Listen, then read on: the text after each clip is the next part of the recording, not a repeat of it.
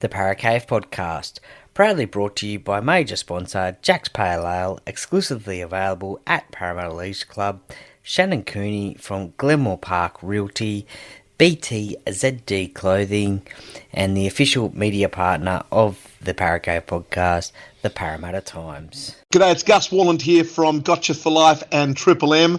I'd love to invite you along to the Mental Fitness Gym. Go to the mentalfitnessgym.org. That is a place where you can pick up some exercises to build your mental fitness, to work on that emotional muscle, those muscles in your head that are so powerful. Please come and join us at the mentalfitnessgym.org for all that stuff to build your emotional muscle and your mental fitness.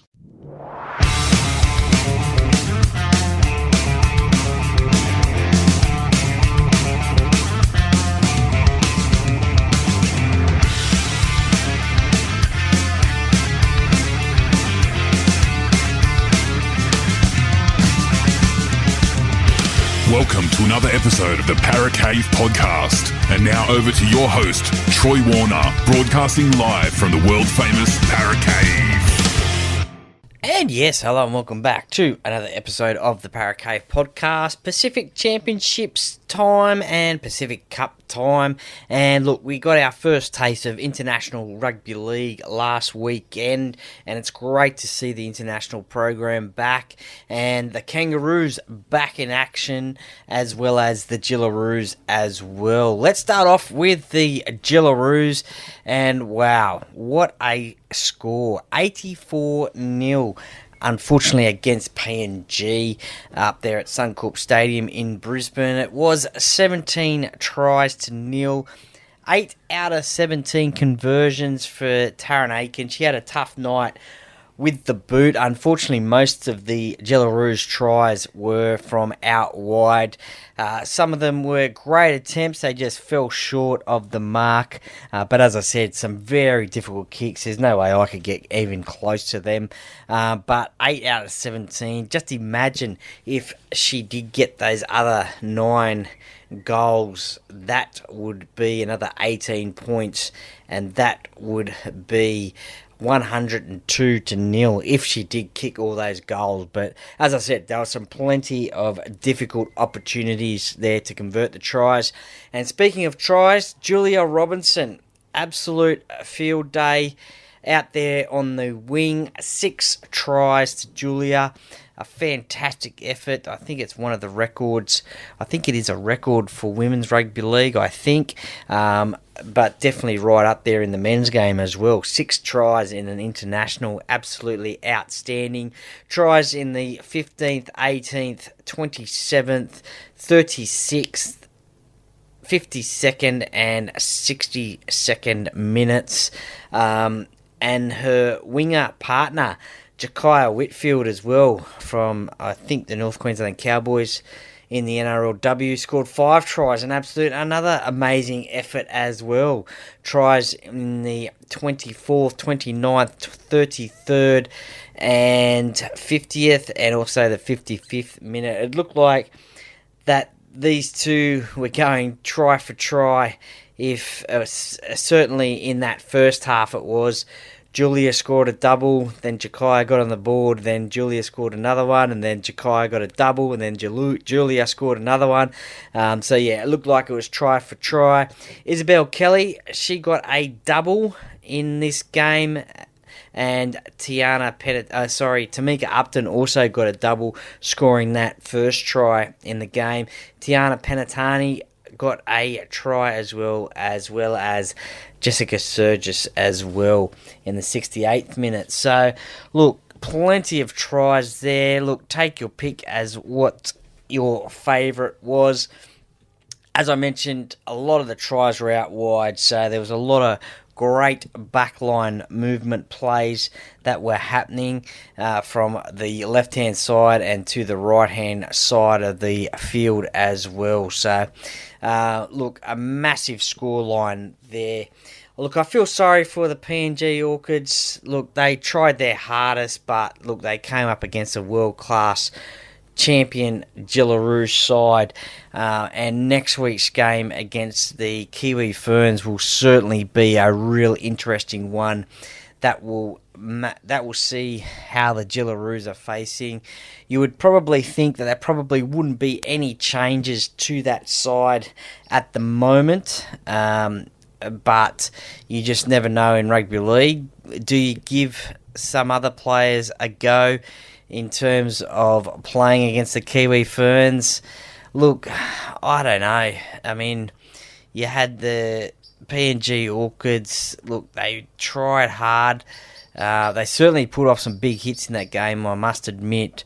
But it was the missed tackles that really led to their downfall. They only had 40% of possession in the game, 68% completion rate. Look, that's not to say that the Australians were any better. Their completion rate was 69%, but it was the missed tackles and the tackle breaks. The tackle breaks, 60 for Australia, only 9 for the PNG Orchids. Now, look, that was a major issue in the PNG problem. Was the missed tackles, 60 missed tackles. You just cannot miss 60 tackles in any game of rugby league, be it men's or women's, to win a game of football. So the Australians only missed 9 tackles there. So look, unfortunately, that is definitely something that the PNG side will have to work on this week, as they have the week off this week. They play the week after, but they have the week off this week, so a real hard training week for them, I would assume. And the Australians will take on the Kiwi Ferns. Look, kick return meters as well. It was really different in that aspect. It was 265 kick return meters to 19 for PNG. So look, it was a very hard night at the office for the PNG side, but look, they braved on. They had a couple of injuries throughout the game as well. They had a sin binning as well.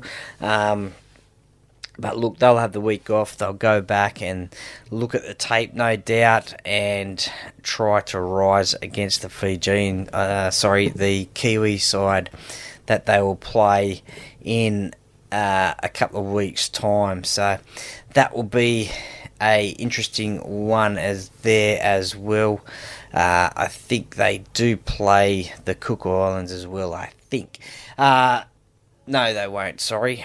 Apologies about that one.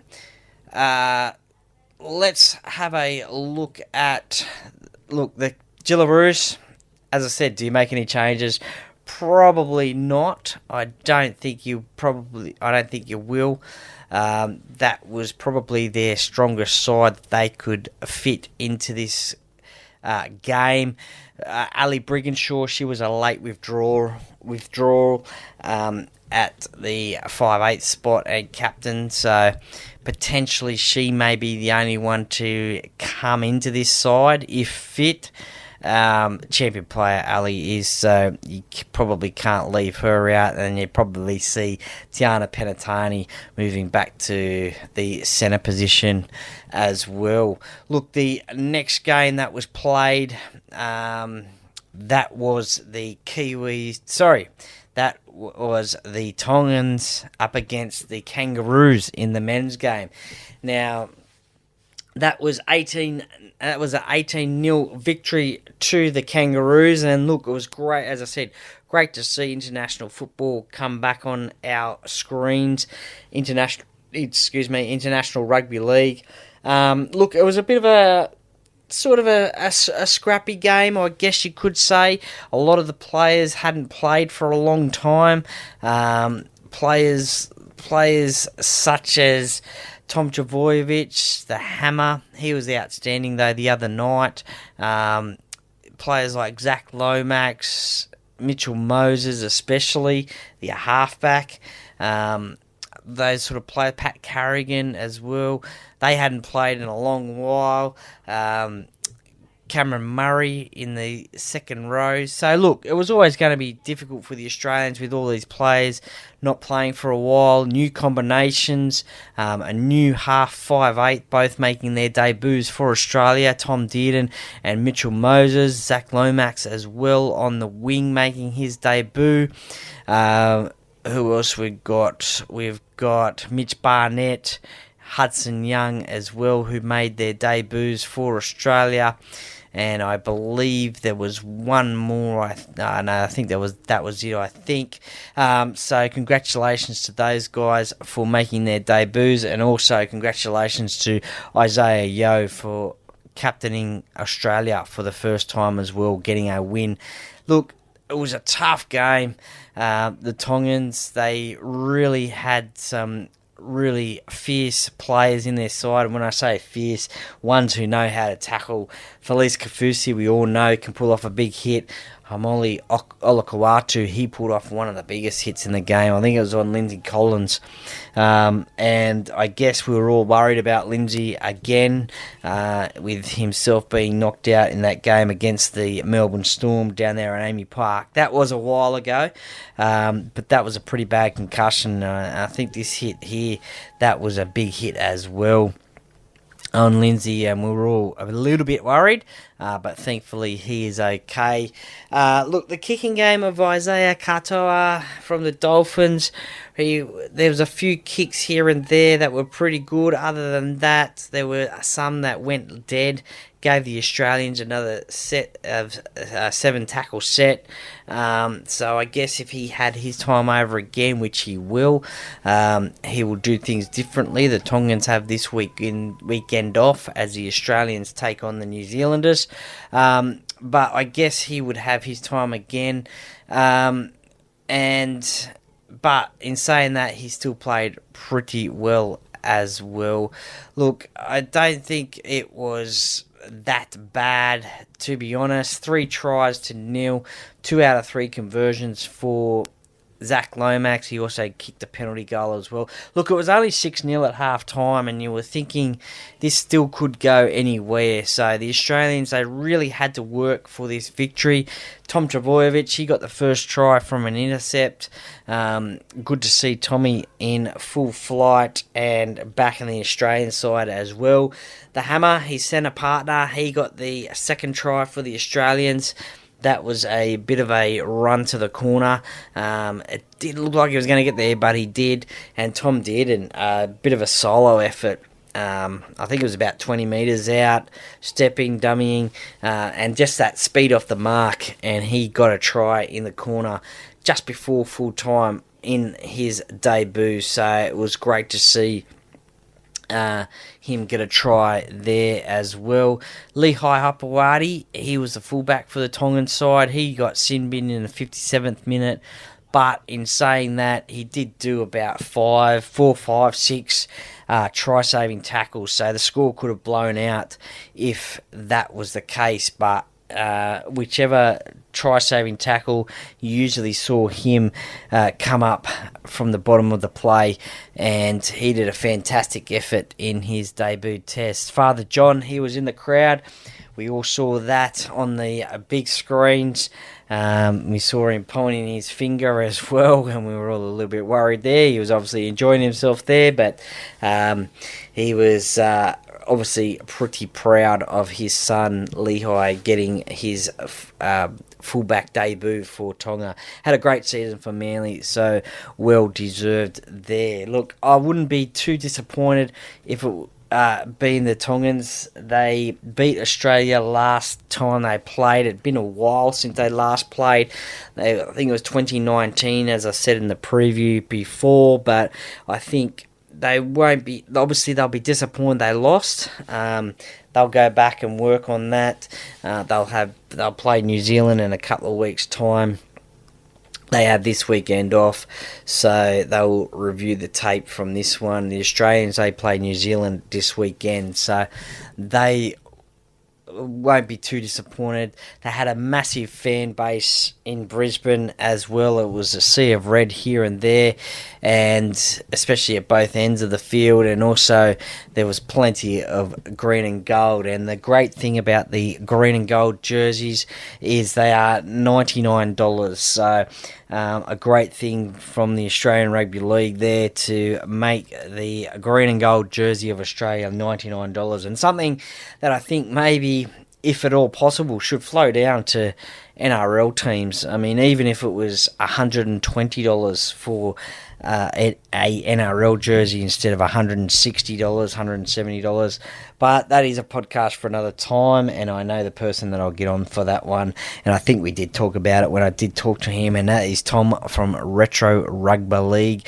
So that is a podcast for another time, but at right now you can get the green and gold jersey of Australia. Something I don't have actually is a green and gold Australian jersey, so maybe I might look at getting one myself to support the Australians.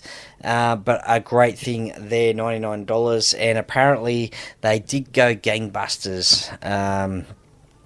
There was record sales of these ones, probably due to the price point. So hit up What's Your Team as well. Tell them Troy from the Paracave podcast sent you there. They are a great family business up there at Redcliffe in Queensland. I deal with them all the time, and they will be able to help you out for sure. Ship anywhere in Australia as well, so you'll be able to get your Australian jersey.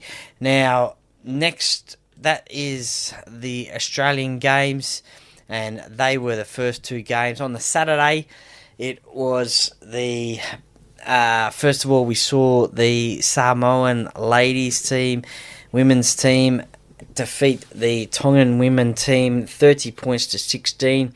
Now, look, this was a really good game. I think the score sort of blew out a little bit, got a little bit higher in the second half. It was 20 points to 10 at half time. Samoa really dominated in the first part of this game, especially in the first 10 minutes, scoring 2 tries. But the Tongans, they came back and they scored a couple of tries themselves. Well, they scored a try in the 21st minute to Philomena Hanisi, but then Samoa scored another try. Another 2 tries, I should say, and then Tonga got another one in the 34th minute, and they only scored 1 try right after half time. So, look, disappointing for Tonga. A chance they have missed to win this game and potentially play for a World Cup berth in the next World Cup coming up in 2026. I think it is. I could be wrong. Could be next year, potentially. I really should check that before I do a podcast, shouldn't I? Someone will correct me. These games were played over at HFC Bank Stadium in Suva in Fiji, because the next game was the Fijians taking on the PNG team, men's team, and look, this was a cracker of a game, this one. This one was won 22 points to 10 to the PNG side, and look, they really played really well. 16-0 at half-time, and look, they never looked like they were losing this game. Really tough in defence, scored some great tries. Robert Derby scored the first try. That was a bit of a intercept try, I think it was, a long-range try. And that was a great try.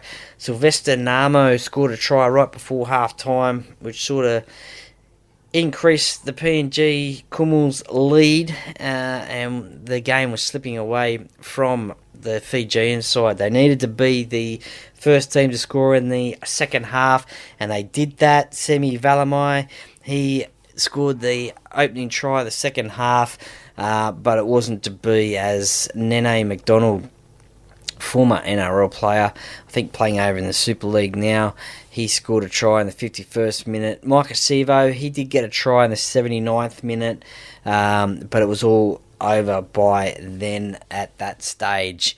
The Reece Martin, 3 from 4. You'll know him from playing for Canterbury Bankstown in the NRL. He is over in the English Super League now as well. But look, this was a cracker of a game. 50% each in possession. PNG massively over in completion rate, 82%. The Fijian side, 71%. 2 crucial mistakes that led to tries from Viliami Kikau. That first try to Robert Derby, and also there was another try later on. 2 passes from him, so the PNG side obviously did their homework on him about that and got 2 tries from that. Look, missed tackles, that was a big thing in the game for both sides, to be honest. 45 to the Fijians, 34 to the PNG side. So, look, that was a lot of missed tackles on both sides. So both sides will have to tighten up their defence in that one. But the Fijians, they'll be disappointed in front of their home fans to get the loss in this game. But we all know how much rugby league means to the PNG side. Look, moving forward to next week, and I'll do some previews for these games coming up next weekend. We see on Saturday, we see the Fiji side take on the Cook Islands. So that will be an interesting game. That is for sure. Fiji need to win that one, obviously. Being at home, they'll want to do that one again. But as I said, I'll go more into depth into that one maybe tomorrow. Do a preview of those ones. And the Kiwis, they take on the Kangaroos as well on Sunday at 4:05 p.m. Australian Eastern Daylight Savings Time. And in the women's game, on the Saturday, the Fijian side take on the Cook Islands side at 5 p.m. Australian Eastern Daylight Savings Time. And the Cook Islands side features a special guest on the NRLW side of things, Kiana Takarangi. So congratulations to her. I think captain as well. I could be wrong there. We'll just have to wait and see tomorrow. But she will be playing in that side there, so I'll be keen to see how she goes in that game. And the Jillaroos, they take on the Kiwi Ferns, so that'll be a cracker of a game there too. What this week's results mean? Now, there's a lot of it's funny, these things in this game.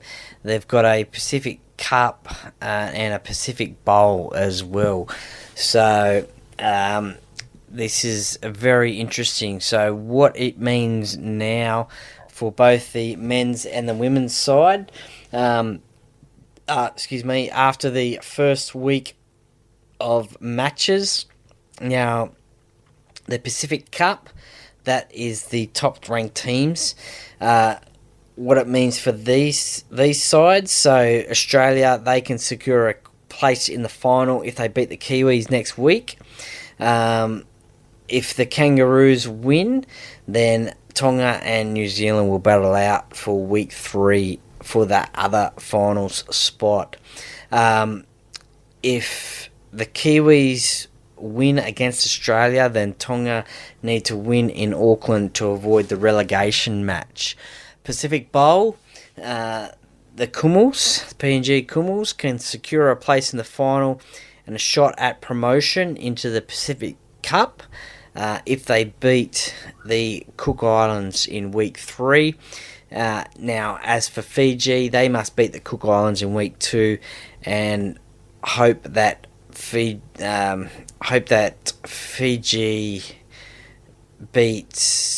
Cook Islands beat PNG or Fiji with a better for and against. In the women's game, the Pacific Cup, so there is also a Pacific Cup and a Pacific Bowl. So for the higher ranked teams in the Pacific Cup for the women, the Jillaroos can secure a place in the final if they beat the Kiwis next week. And the Orchids the PNG Orchids need to beat New Zealand in week 3 in to avoid the relegation playoff. For the Pacific Bowl, Samoa playoff for a World Cup berth in Auckland. Unfortunately, Tonga are eliminated from that. Fiji host the Cook Islands on Saturday to decide the other team in the final against Samoa. The loser is eliminated. The winner also plays in the promotion relegation playoff in Sydney at Combank Stadium on November 10 against the third place Pacific Bowl team. So some interesting things there.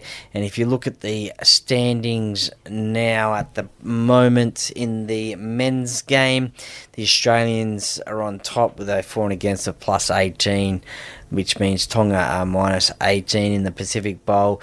The PNG are on top with a for and against of plus 12, the Fijians of minus 12. In the women's side of things, the Pacific Cup, Australia, look, they got a superior for and against, plus 84, PNG minus 84.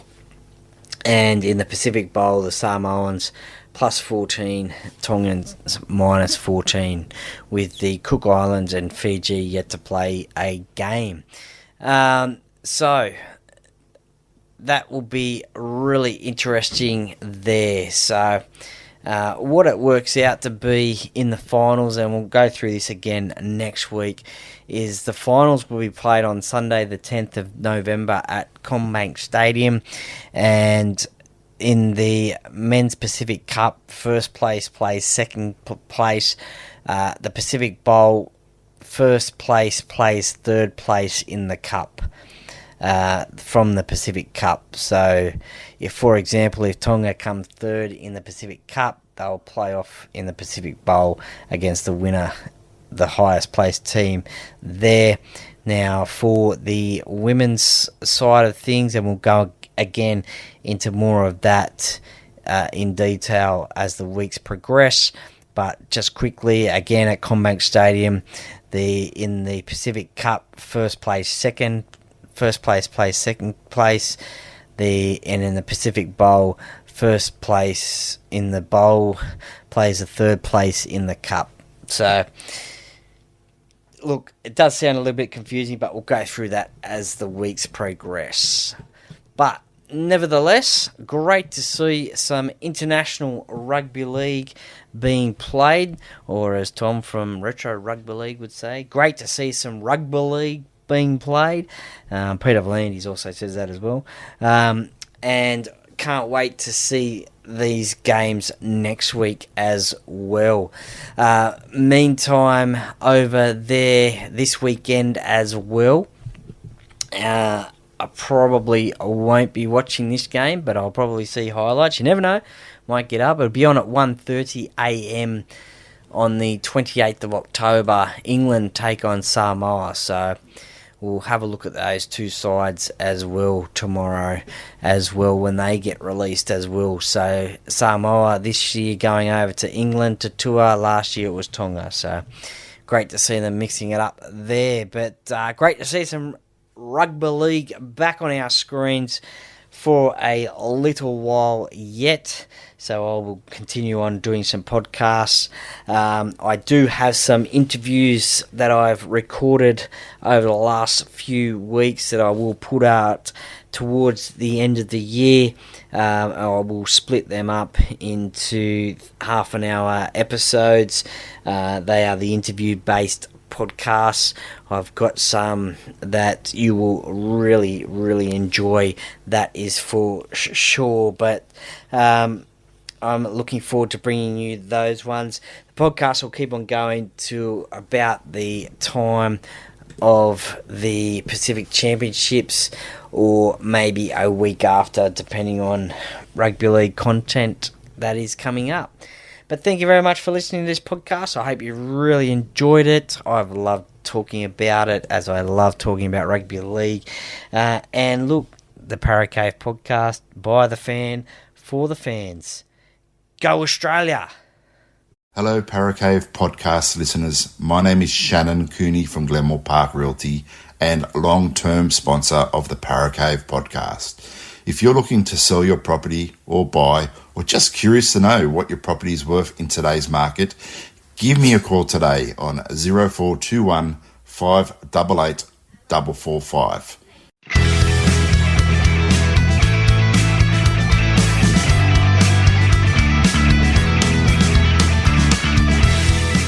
Thank you for listening to another episode of the Paracave Podcast. See you next time.